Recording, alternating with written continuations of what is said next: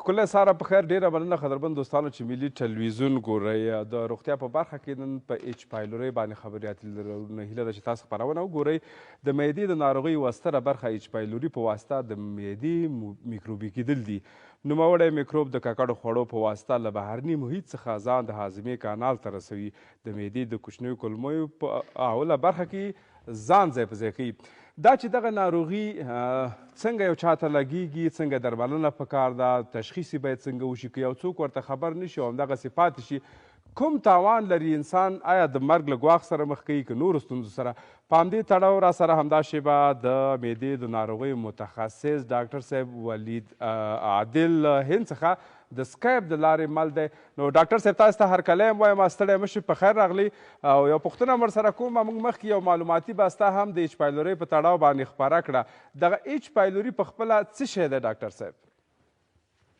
سلامونه او نیکې هیلې جناب عادل صاحب تاسو ته او د ملي راډیو تلویزیون ټولو کارکوونکو او لیدونکو ته.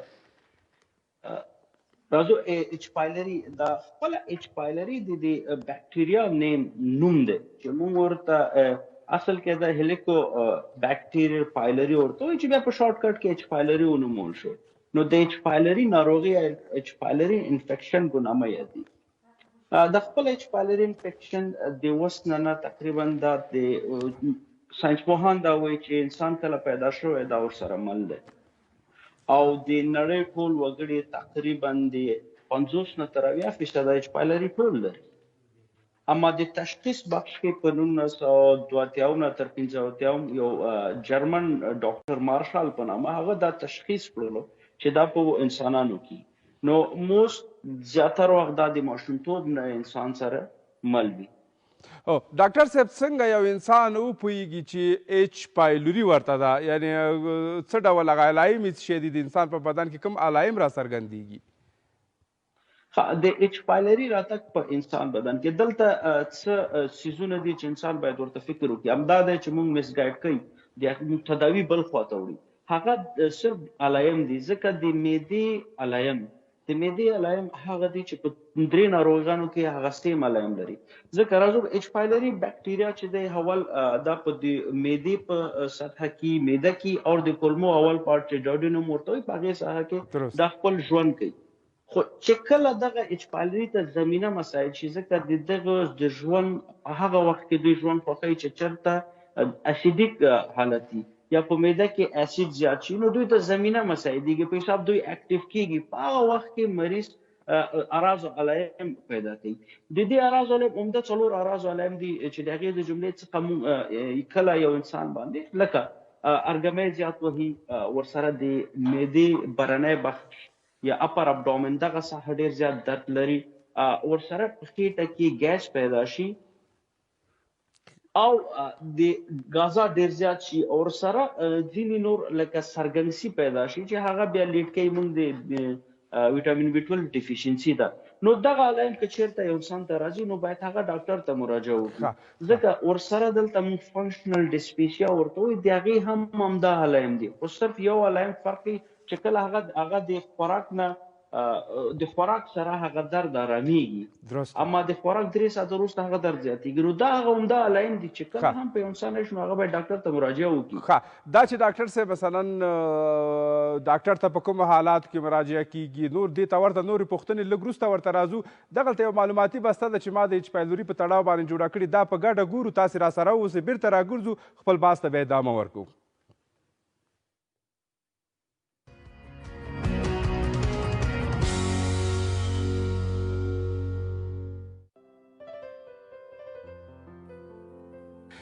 ایچ پایلوري د فلاجیلا په نامه 4 یا 5 ښاخونه لري. کله چې له مرۍ نه معدې ته داخلیږي نو تر هر څه دمخه د دغو ښاخونو په ذریعه د معدې موکوس یا لزجي یا سریښناک پرده سوري کوي او ځان د معدې د دیوال لومړني قشر یا اپټیلیم ته سره نښلوي. دغه میکروب له خپل وجوده یوه ماده چې د اډیسین په نامه یادیږي ترشح کوي چې په ټوله معنا سیخناک خاصیت لري او د همدې مادې په واسطه ځان د معدې دیوال پورې نښلوي او د خپلو ښاخونو په واسطه ورو ورو د معدې هغو ساحو ته حرکت کوي چې چېرته چې د تیزابو غلظت کم وي. د دغو بدو خواصو ترڅنګ نوموړي بکټریا یو انزایم جوړوي چې د یوریز په نامه یادیږي او دغه انزایم بیا د تیزابو پر ضد عمل کوي. یعنی په معده کې موجوده یوریا اخلي او پر کاربن ډای اکساید او امونیا یې بدلوي او بالاخره دغه دوه توکي د معدې د تیزابو د خنثی کېدو لامل ګرځي او نوموړي میکروب ته د ژوندانه او تکثر لپاره مساعد محیط برابروي. کله چې بکټریا د معدې یا کوچنۍ کولمې په دیوال کې ځای په ځای شوه نو پر خپلو مخربو فعالیتونو پیل کوي او د معدې د حجراتو پر ضد انزایمونه او زهرجن مواد جوړوي او دغه حجراتو د مړینې سبب ګرځي او بالاخره د زخم د منځته راتګ سبب ګرځي. په دوامداره توګه د دغه میکروب شتون او فعالیت میکروب ته د نږدې حجراتو فعالیت کې سرطاني بدلون راولي او دغه بدلونونه د وخت په تیریدو د معدې د سرطان لامل ګرځي. هغه انسانان چې په ایچ پایلوري اخته دي په ورځني ډول په میلیونونو بکټریاوې له خپلو بولو یا غایطه موادو سره بهرني محیط ته انتقالوي او چاپیریال پرې ککړوي. دغه میکروب که چرته د څښلو اوبو ملوثې کړي او یو سالم انسان دغه ککړې اوبه وڅښي نو پرته له کوم شکه به د دغه میکروب له وژونکو پایلو سره مخامخ کیږي. هغه انسانان چې پر خپله معده کې نوموړی میکروب حمل کوي که چرته کانګ یا استفراق وکړي نو پرته له شکه پر خپلو استفراقي موادو به میلیونونه ایچ پایلوري چاپیریال ته منتقل کړي چې له امله یې نورمال او سالم انسان د دغه میکروب له مبتلا کېدو سره مخ کیږي.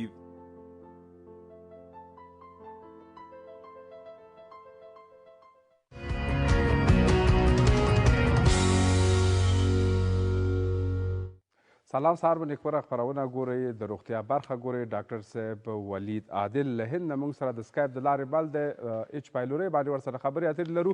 ډاکټر صاحب هیله ده چې دغه معلوماتي بسته دې لیدلي وي بیرته پوښتنو ته راګرځو. څنګه یو سالم انسان په ایچ پایلوري باندې اخته کیږي؟ څنګه چې په دغه ویډیو کې وویل شو او مخکې ما ذکر کړ چې ټول انسانانو کې 50 نه تر 80% خصوصا ډیولپینګ کنټریز کې دا په ټول انسانانو کې شته خو چې کله هم زمینه ورته مساعد شي دا اکټیو کیږي.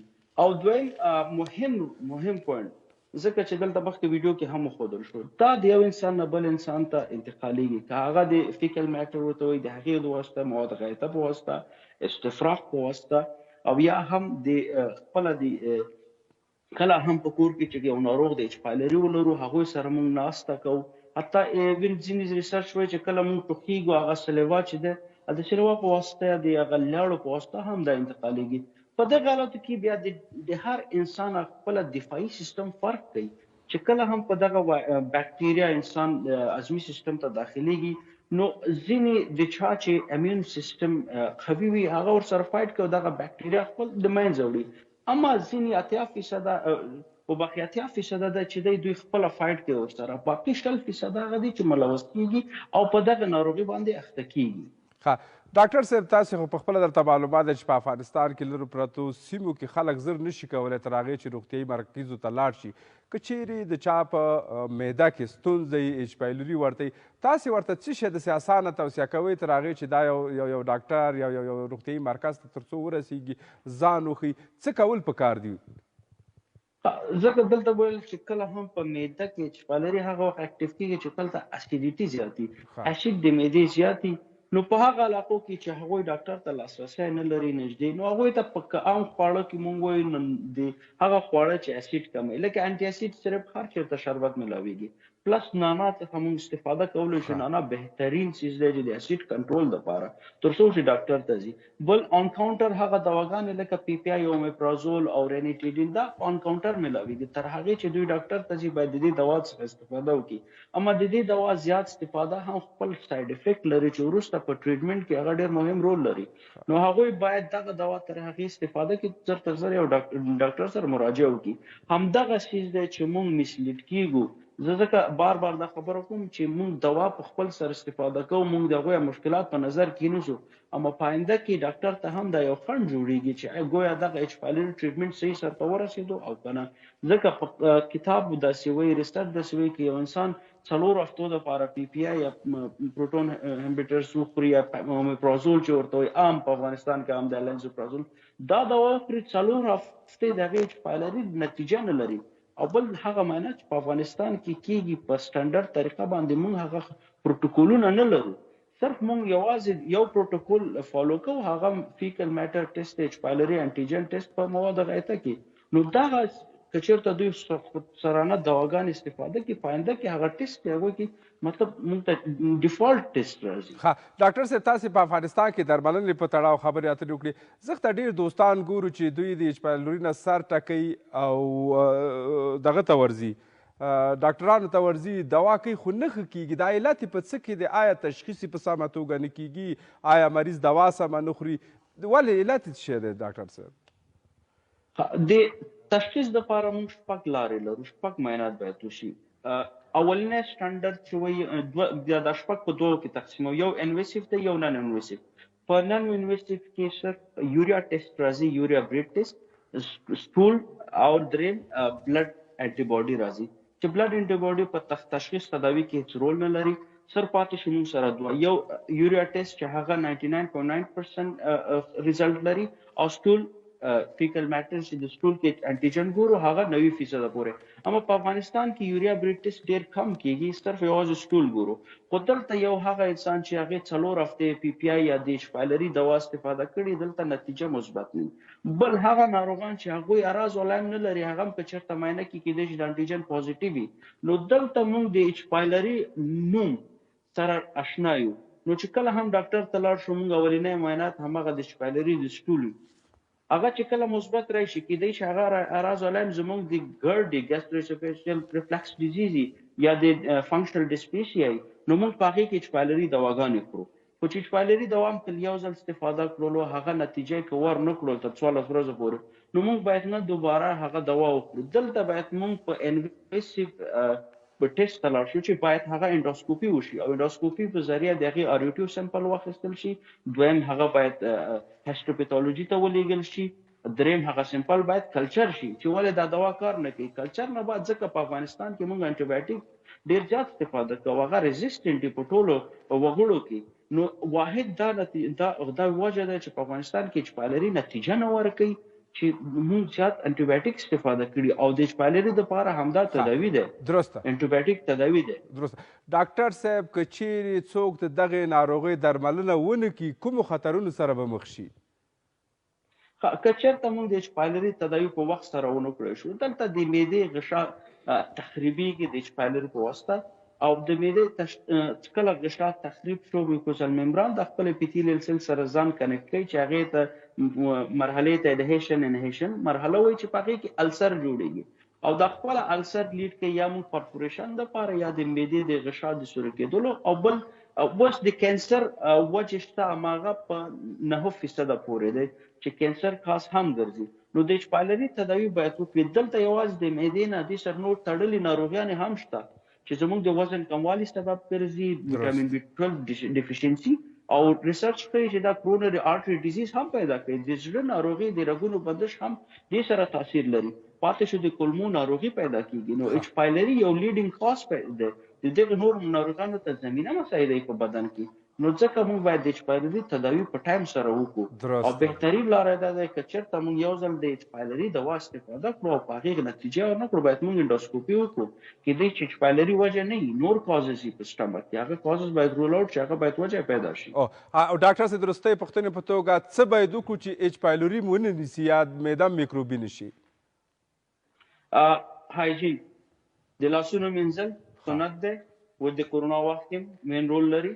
بل هغه خواړه چې موږ د بازار نه اخلو، زیاتر ترکاري باب چې په هغې کې هغه وطني پارو استفاده کېږي، په افغانستان کې لیډینګ کاز همدا دی چې وطني پارو استفاده کېږي. باید هغې څخه مخنیوی که هغه چېرته موږ کور ته راځو، هغه باید په پوتاشیم یا په سوډیم په مالګې باندې ومینځل شي صحیح. نو ټولو نه مهم خبره ده هایجین دی، چې باید خپل هایجین مراعات کړو. پاکوالی، میوجات چې بازار نه راوړو، ځکه زموږ په افغانستان کې ګرد و غبار ډېر زیات دی، ډیولپینګ کنټریز دی. نو دغې کې مین وجه همدا دی چې موږ ته ټول 50% نه زیات موږ د خوراک د وجې نه موږ په ایچ پایلري اخته کېږو. او بل په کور کې یو ناروغ چېرته په ایچ پایلري، نو هغې نه لږ څه ډډه کول، خوراک ورسره یو ځای نه کول یو څه وخت دپاره، تر څو هغه دوا استفاده کړي، ځکه مین کاز یې همدا دی.